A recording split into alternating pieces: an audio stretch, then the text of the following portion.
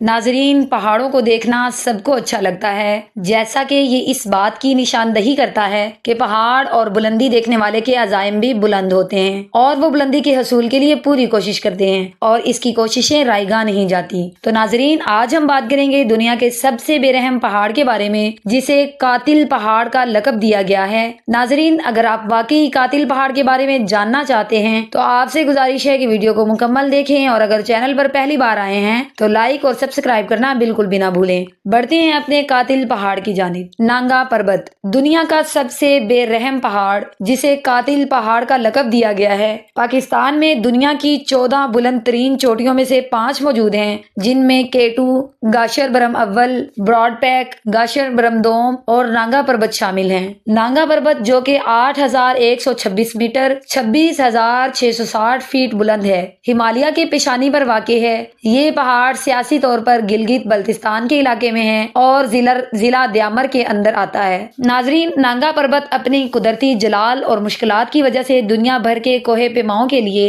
एक सहर अंगेज चोटी है, जो इन्हें अपनी हदूद आजमाने के लिए मजबूर करती है। इस पहाड़ की तारीख और इससे मुंसलिक दास्तानें इंसान को इसके सामने बेबस होने का एहसास दिलाती हैं और ये पहाड़ अपने दामन में एक ऐसी पुरइसरारियत छुपाए हुए है जो देखने वालों को हमेशा मशहूर किए रखती है। नांगा पर्वत को पहली बार 1953 में ऑस्ट्रेलिया के कोहे पेमा हरमन बोल ने सर किया था। इस वक्त तक इस पहाड़ पर कई मिशन नाकाम हो चुके थे और बहुत से लोग अपनी जान से हाथ धो बैठे थे। पहली कोशिश 1895 में हुई, जब अल्फ्रेड ममरे ने इससे सर करने की कोशिश की, लेकिन अल्फ्रेड ममरे और इनके साथियों को नांगा पर्वत पर पहली ही कोशिश में अपनी जान गंवानी पड़ी। 1953 तक तकरीबन 31 कोहे पेमा अपनी जान से हाथ धो चुके थे और नांगा पर्वत को कातिल पहाड़ के नाम से जाना जाने लगा था। नाजरीन, पाकिस्तानी कोहे पेमाओं में सबसे पहले नांगा पर्वत को सर करने का एजाज कौमी हीरो मेजर मोहम्मद इकबाल को हासिल हुआ।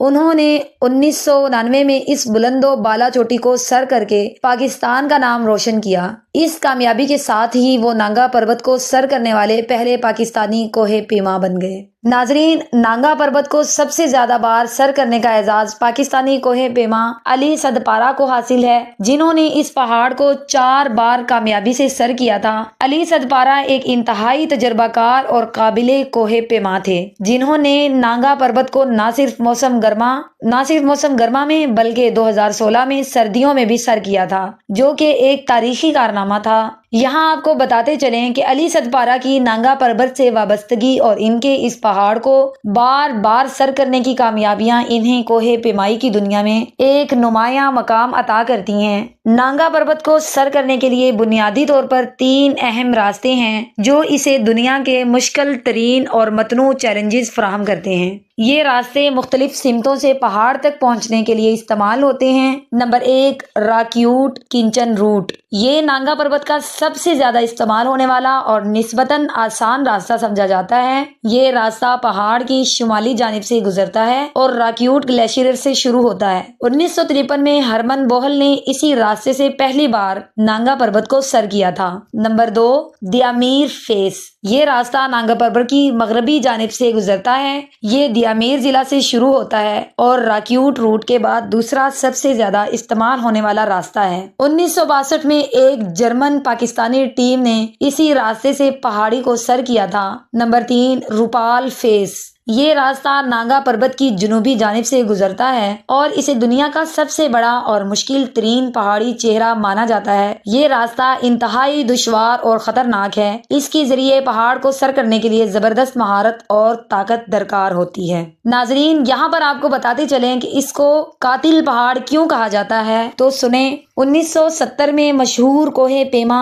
रीनहोल्ड मीसनर और इसके भाई गोंतर मीसनर ने इस रास्ते से चढ़ाई की थी। ये तीनों रास्ते अपनी नवैयत और मुश्किलात के एतबार से मुनफरिद हैं और कोहे पेमा इनमें से किसी भी रास्ते का इंतखाब करते हुए अपनी महारत, तजुर्बा और तैयारी के मुताबिक नांगा पर्वत को सर करने की कोशिश करते हैं। रीनहोल्ड मीसनर और इसके भाई गोंतर मीसनर ने 1970 में नांगा पर्वत को रूपाल फेस के जरिए सर करने की कोशिश की। उन्होंने نے یہ کارنامہ سر انجام دیا اور نانگا پربت کی چوٹی تک پہنچنے میں کامیاب ہوئے، لیکن اس مہم کا انجام ایک المناک حادثے پر ہوا۔ ناظرین، چوٹی سر کرنے کے بعد نیچے اترتے وقت گونتر میسنر کی طبیعت خراب ہو گئی۔ ان دونوں بھائیوں نے زیادہ محفوظ اور آسان راستہ اختیار کرنے کی کوشش کی، مگر حالات انتہائی خطرناک ہو گئے۔ رین ہولڈ نے اپنے بھائی کو بچانے کی پوری کوشش کی، مگر بدقسمتی سے گونتر میسنر برفانی تودے کی زد میں آ کر لاپتہ ہو گئے اور ان کی موت ہو گئی۔